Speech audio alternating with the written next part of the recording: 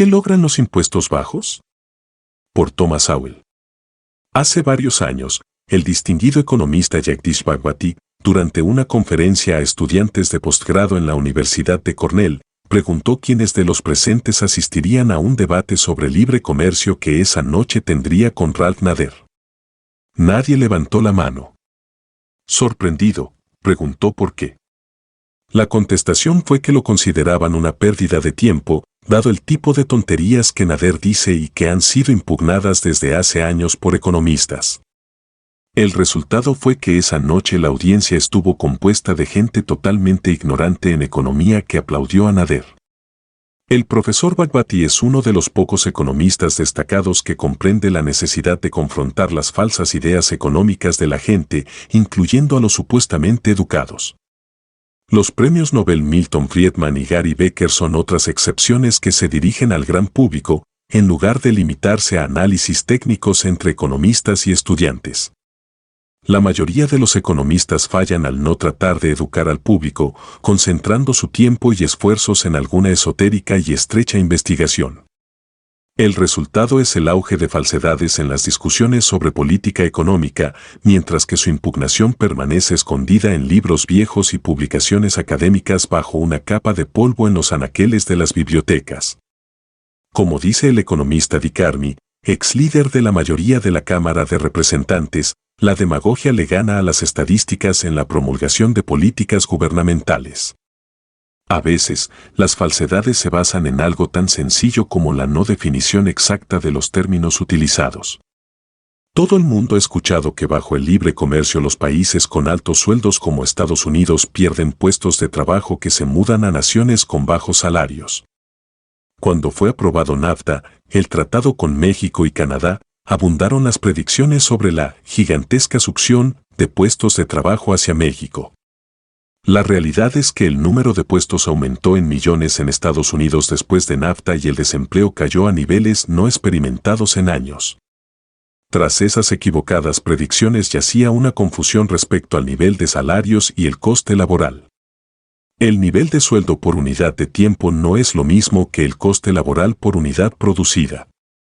Cuando a los trabajadores se les paga el doble, pero producen 3 veces más, el coste laboral por unidad producida es más bajo.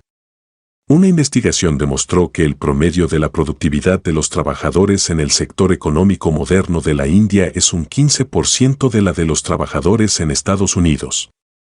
Es decir, si usted le paga al trabajador promedio en India una quinta parte de lo que paga a un trabajador aquí, le costará más fabricar su producto en la India. En ciertos sectores, como los programas de computación, los trabajadores de la India se acercan más y por ello se subcontratan allí esos trabajos. Pero prácticamente todos los países gozan de ventajas comparativas, paguen sueldos muy altos o muy bajos. Aquellos que se quejan de la exportación de puestos de trabajo ignoran la cantidad de trabajos que han sido importados por el libre comercio de la economía norteamericana. Solo la empresa alemana Siemens emplea a decenas de miles y Toyota ya ha producido 10 millones de vehículos en Estados Unidos. El gran maestro de la administración de empresas Peter Drucker mantiene que importamos muchos más puestos de trabajo de los que exportamos. Lo que pasa es que quienes denuncian esa exportación ignoran el tamaño de la importación. El libre comercio internacional produce el beneficio de una mayor productividad y también el problema de los ajustes a esa mayor productividad, o sea, la pérdida de puestos en empresas e industrias poco competitivas. Las fábricas de máquinas de escribir fueron destruidas por el surgimiento de los ordenadores y lo mismo sucedió con los coches de caballos cuando apareció el automóvil. Una de las aparentemente invencibles falsedades de nuestros tiempos es la creencia que las rebajas de impuestos de Ronald Reagan causaron los déficits en los años 80. La realidad es que hubo mayor recaudación durante la presidencia de Reagan que nunca antes. Pero no hay cantidad de dinero que el Congreso no pueda gastar de más. El llamado recorte de impuestos para los ricos fue en realidad un recorte por dólar devengado. Los ingresos, entonces, se dispararon y en total se recaudaron más impuestos que antes. A nivel estatal y municipal, el error ha llevado a tratar de solucionar los problemas de presupuesto aumentando las tasas, lo cual hace que la gente y las empresas se muden, empeorando la situación.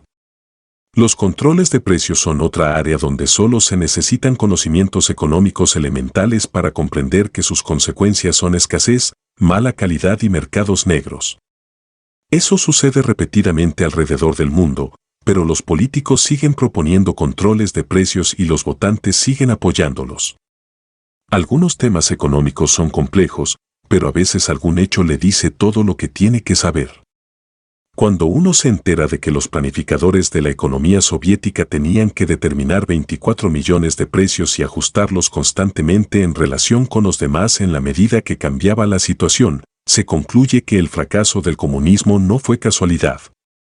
Desde el primer día, no tenía ninguna posibilidad de éxito.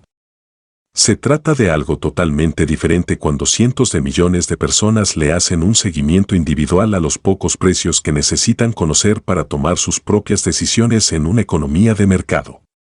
Cosas sencillas como estas no entusiasman a los economistas ni hay premios en su carrera profesional para quienes se ocupan de aclarar la realidad al público. La única razón para hacerlo es que es indispensable, especialmente en año electoral.